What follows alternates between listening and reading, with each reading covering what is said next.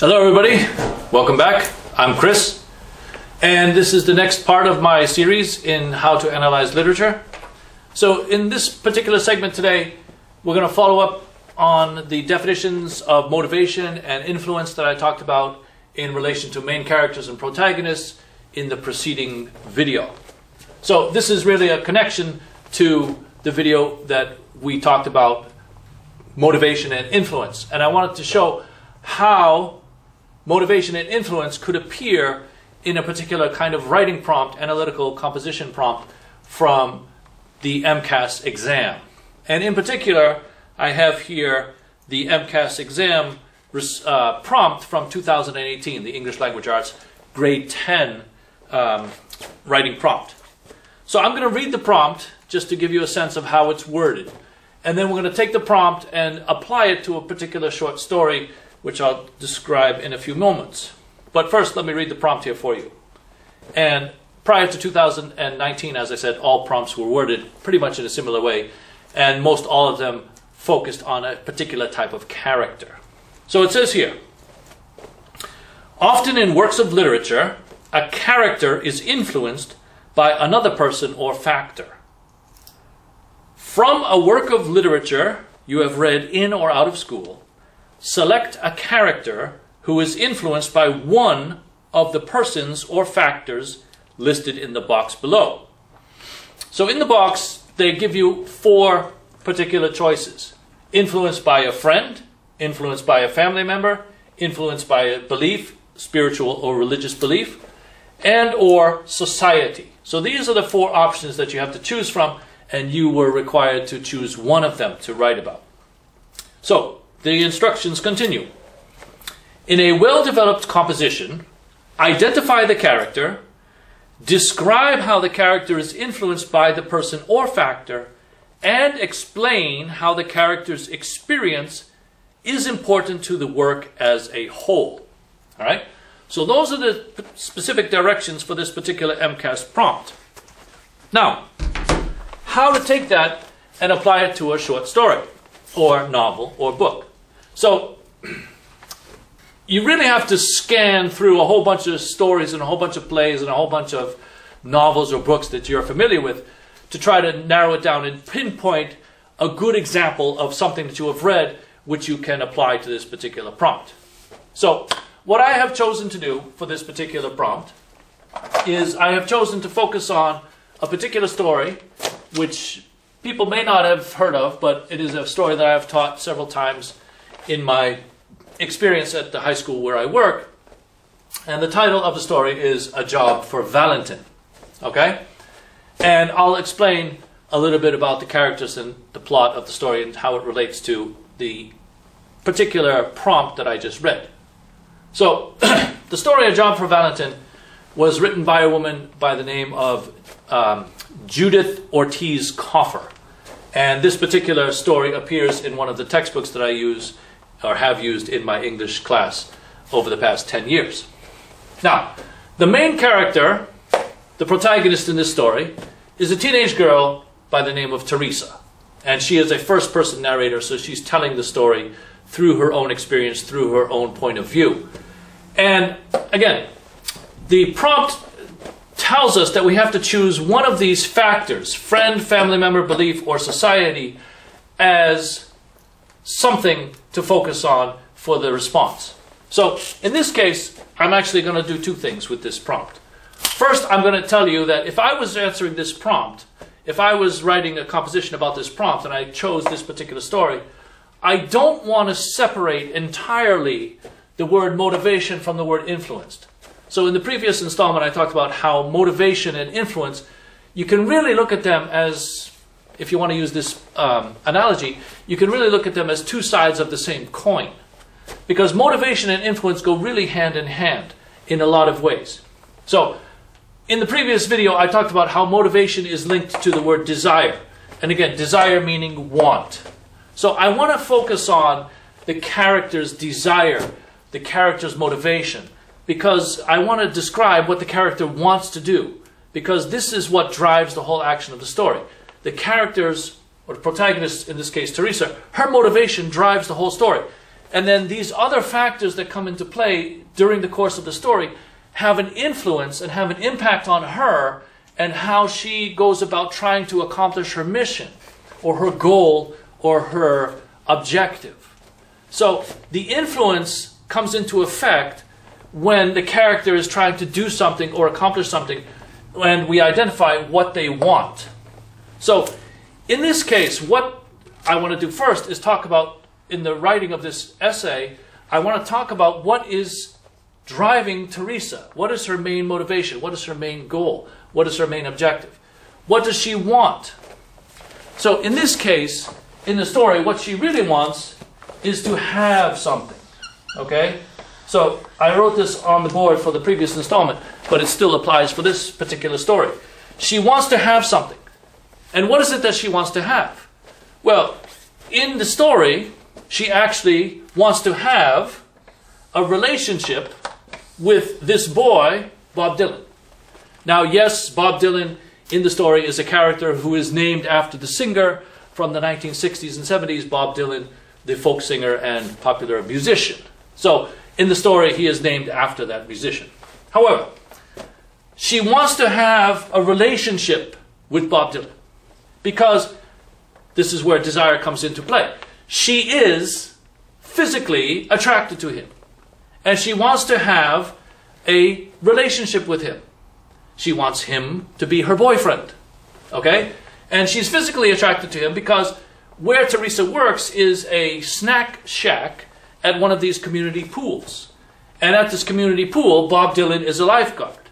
And where she is in this snack shack, she looks out over the pool and she can see Bob Dylan, you know, standing around, and she's very much physically think that he is a very, you know, attractive physical specimen.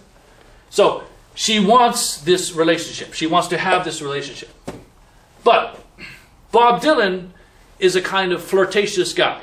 He likes to flirt with other girls and he gets involved in relationships, but he doesn't have the maturity and the sense of responsibility to have a long-lasting or in-depth relationship with other girls. So he is not someone you would describe as someone being very responsible. He's more of a player. He likes to fool around. But she is still attracted to him. And this is his main goal. Sorry, her main goal is to have this relationship with him. So, in the pursuing of this relationship, or trying to accomplish this goal of having this relationship and getting Bob Dylan interested in her and wanting to go out with her and want to be involved as boyfriend and girlfriend, she is influenced by other factors. Now, one thing I wrote here is that the motivation itself is desire. Now, the prompt tells you that you have to identify one of the factors. So I'm going to focus on the word friend here, because in the course of the story, Teresa, the protagonist, is largely influenced by her friends. But I don't want to discount and I don't want to discredit the connection to her motivation, because what she does in the story is also an influence on her behavior. Her desire, in other words, influences her behavior. So, one of the ways you can look at influence as a general word, influence, right, factors, it's not to say that all influences are good. There are some influences which are negative. So, influence could be a positive influence or negative influence. So, either case is possible. Something could be a positive influence on someone, something could be a negative influence on someone. So in the case of this story, this particular story, it's Teresa's desire to have this relationship with this lifeguard, Bob Dylan, which influences her at first in a negative way. And then her friends come along and they influence her also in a negative way. Because here's what happens. Okay? So Teresa has this summer job at this community pool. And it's her first couple days on the job. And Teresa's supervisor is a woman by the name of Mrs. O'Brien. And Mrs. O'Brien is someone who is a friend of Teresa in a sense. She becomes a friend to Teresa. She has an influence on Teresa's behavior. Because at the beginning of the story, Mrs. O'Brien distinctly tells Teresa to keep an eye on Bob Dylan and make sure that he's fulfilling his duties as a lifeguard. because she informs Teresa that Bob Dylan has a habit of disappearing for periods of time from the lifeguarding station and going off somewhere and doing whatever with whoever and not fulfilling his duties as a lifeguard. So she says to Teresa, Mrs. O'Brien tells Teresa directly, if you see Bob Dylan away from his post, you have to call me immediately and let me know. So in other words, she's asked to spy on Bob Dylan. Now, problem number one. If she does report to Mrs. O'Brien that Bob Dylan is away from his post, and Bob Dylan hears about it, she's going to be put in a very difficult position as the one who ratted him out, as the one who is, in her words, finked on him. All right? So nobody wants to be a snitch, as they say nowadays. So she doesn't want to snitch on Bob Dylan, because if she does, then that will have a negative impact on her chances, in her mind, of having this relationship with Bob Dylan. So that's the first problem. She can't, in her own mind, do what Mrs. O'Brien tells her to do, and she knows it's dangerous, of course, if Bob Dylan's away from his post, you know, kids playing around the pool and nobody's there, that could be a serious risk. She knows this. But it's also a bigger risk to her because it will prevent her from fulfilling her desire to have this relationship with Bob Dylan, because he will blame her and he will not want to be around her if he finds out she's the one who called and told Mrs. O'Brien he was not there. So that's number one. And then, what other things come into play? Well, there are two other girls mentioned in the story, at the beginning of the story, girls named Clarissa and Anne. And these are also girls that Bob Dylan likes to flirt with. So in a sense, these two girls are friends of Teresa. Clarissa and Anne are both friends of Teresa, but they cause her to react in a negative way. They have a negative influence on her behavior. Why? Because Bob Dylan is flirting with these two girls as well. So Teresa's in a kind of competition with these two girls for Bob Dylan's attention. And she wants Bob Dylan to notice her, but he's also flirting with Clarissa and he's flirting with Anne. So she's in a competition with these girls. And she wants to get the upper hand on these girls, but there's one major problem preventing her, apart from the fact that she's told to spy on Bob Dylan. There's another factor which is preventing her from having the upper hand on the girls in the competition for Bob Dylan's affection. And that's this character of Valentin, who comes to work with Teresa in the snack shack. Now, the problem with Valentin's relationship with Teresa here is that Teresa is uncomfortable because Valentin is someone who was assigned to work with her in the snack shack as part of a program to find people who are mentally challenged or mentally handicapped, to find them jobs. So Mrs. O'Brien introduces Valentin to Teresa at the beginning of the story and tells Teresa she needs to work with Valentin. And Valentin is a man in his 30s, and he's described as someone who has the IQ of a third grader or someone who is mentally challenged. So this is going to cause a problem for Teresa, because at the beginning of the story, Teresa has a negative conception or a negative perception of Valentin in the fact that he's going to influence how Bob Dylan, Clarissa, and Anne treat her. So at the beginning of the story, she's a little bit immature, she's a little bit selfish, she's a little bit self-centered. All of her thoughts are revolving around this desire to have this relationship with Bob Dylan. But Valentin's presence, just his presence in the snack shack, she thinks will be a deterrent that will keep Bob Dylan away from her. Because they don't want to be around someone who is mentally challenged, and throughout most of the story, Valentin is someone who only speaks Spanish, or she thinks that he can only speak Spanish, and she doesn't really speak Spanish well. So she's uncomfortable with this whole situation. So Mrs. O'Brien puts the pressure on her to spy on Bob Dylan. Mrs. O'Brien puts the pressure on her to deal with Valentin and work with Valentin. She really doesn't want to. She thinks Valentin's going to cramp her style. And as a matter of fact, when Bob Dylan comes over to the snack shack at one point, Clarissa and Anne also come over. He starts flirting with them.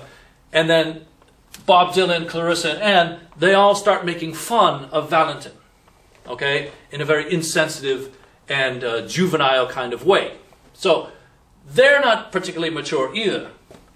But at the time when Valentin is in the snack shack and Clarissa Ann and Bob Dylan all come over, they start making fun of him in a very, impolite way.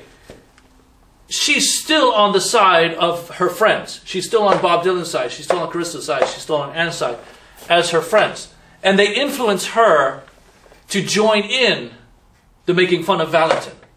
Now, it's not a sense that she's really, consciously making an attempt to make fun of Valentin because they are. It's more like she smiles, she laughs at their antics, and in particular Bob Dylan's, sort of way of making Valentin nervous and, things like that, trying to put a scare into him, get him to jump, this kind of thing. So he is really, at this point, influencing Teresa in a negative way. All right, she's sort of going along with it. She's not really consciously making an attempt to make a fool out of Valentin, but just by the fact that she's joining in, smiling and laughing, as I said, while they're doing their thing, puts her on their side more than on his side for sure. So, at that point in the story, Bob Dylan comes over to her and specifically tells Teresa, you know what? Don't tell Mrs. O'Brien where I am.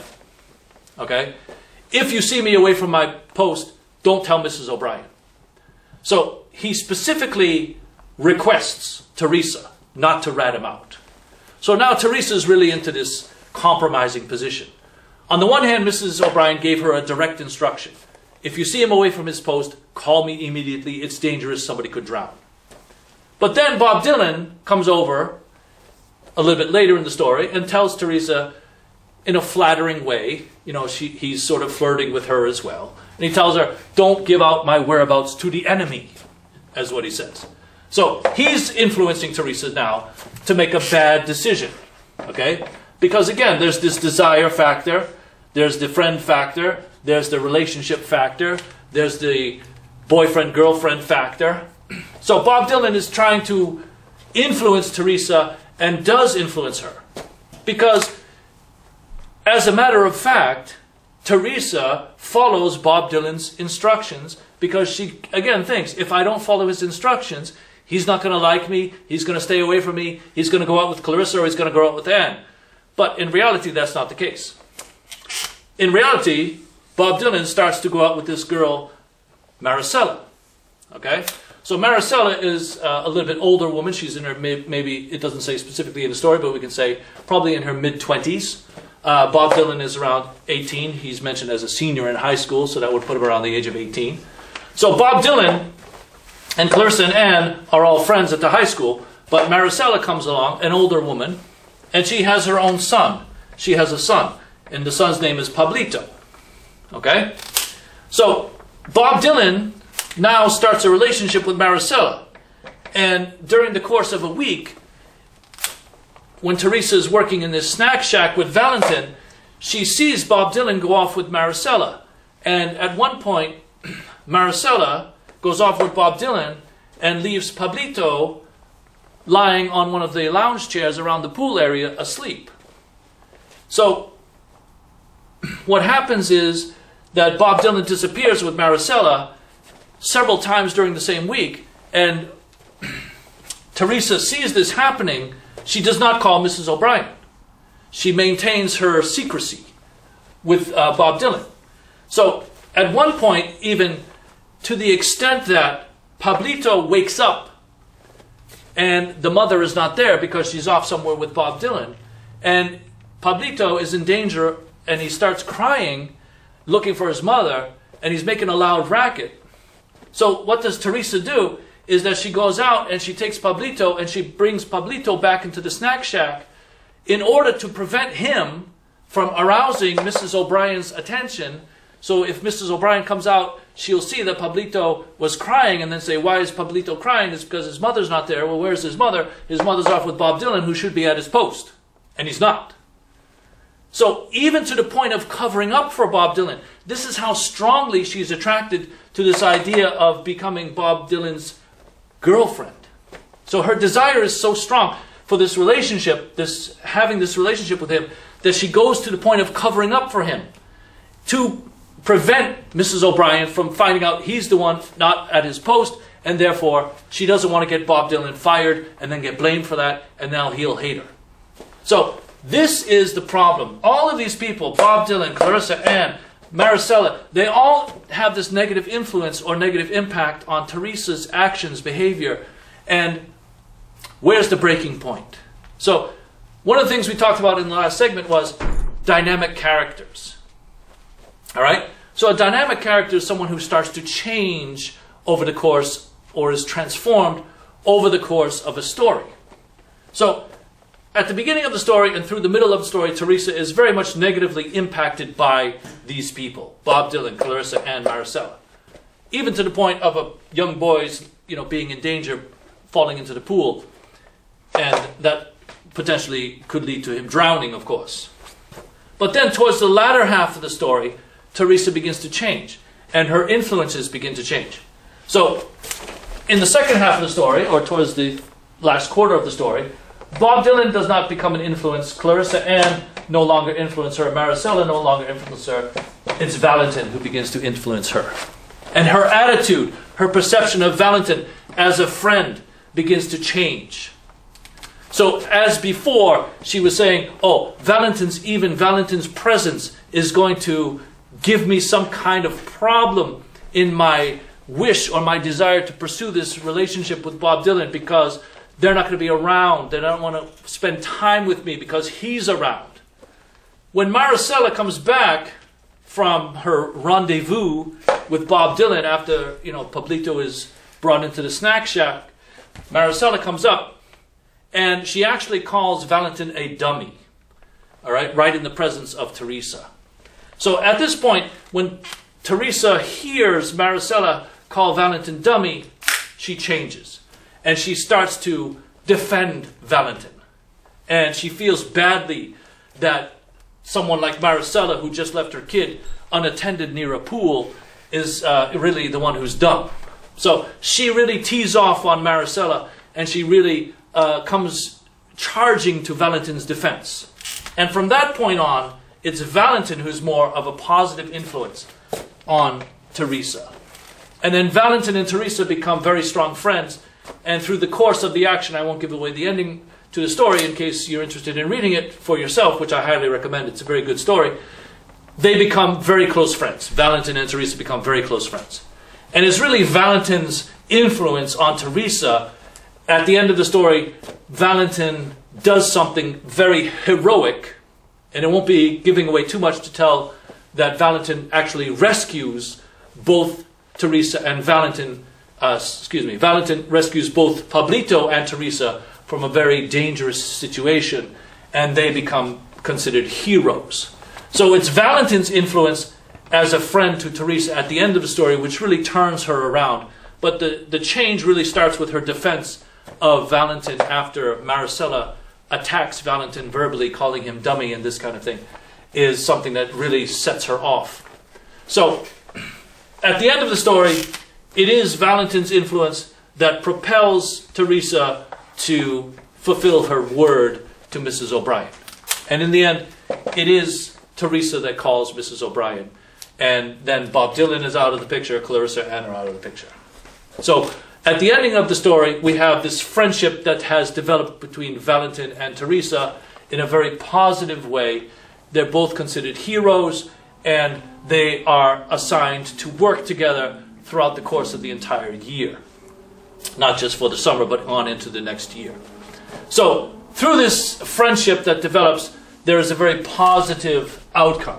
So, from something that started very negative in terms of the influences from Bob Dylan, Clarissa Ann, we come up with something very positive at the end. So that's a real dynamic change and a real positive influence from Valentin on Teresa's character. So just to wrap things up, if I was approaching this essay and I chose this story, obviously I have to focus on Teresa as the main character. How is she influenced and what is she influenced by? So obviously in this story, the main influence is that of her friends. But really, going back even further, we have to start somewhere. Where are we going to start? We're going to start with motivation, her desire. What is it that she wants? What does she want to have? How does this desire influence her as well as her friends influencing her? Because everything goes together in the form of an influence on her actions, her thoughts, her behaviors.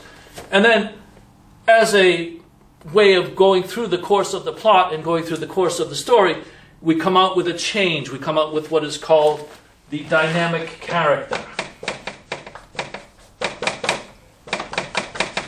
And if you could describe the change of her character and how her character is transformed through her friendship with Valentin at the end, this will also go a long way to giving a complete picture, because characters can change. And in her case, her change is from a negative point of view to a positive point of view. Who is really her friend? Who is someone who she really wants to have a relationship with as a friend? Bob Dylan, out. Maricela, out. Clarissa Ann, out. So she realizes that those are the kinds of people she does not need in her life. But her friendship with Valentin really starts to define her and really starts to solidify her positive attitude. So this story is a very good story for showing all of these things in relation to that particular prompt. So if I was writing this prompt, a response to this prompt, this is the kind of thing I would want to outline first on my graphic organizer and then go ahead and connect the dots in the form of the essay. All right, so hopefully this has been helpful as to how to analyze this particular short story in specific relation to an actual MCAS prompt. Obviously, the MCAS prompts change from year to year, and they're experimenting with new ways of creating new and different types of prompts. But as a general outline and description, this would fulfill the bill for that particular prompt. And it is a good way to outline how to approach analysis. So that's all for now. The next time, we'll be into a new topic. So thank you for watching, and we'll see you again very soon.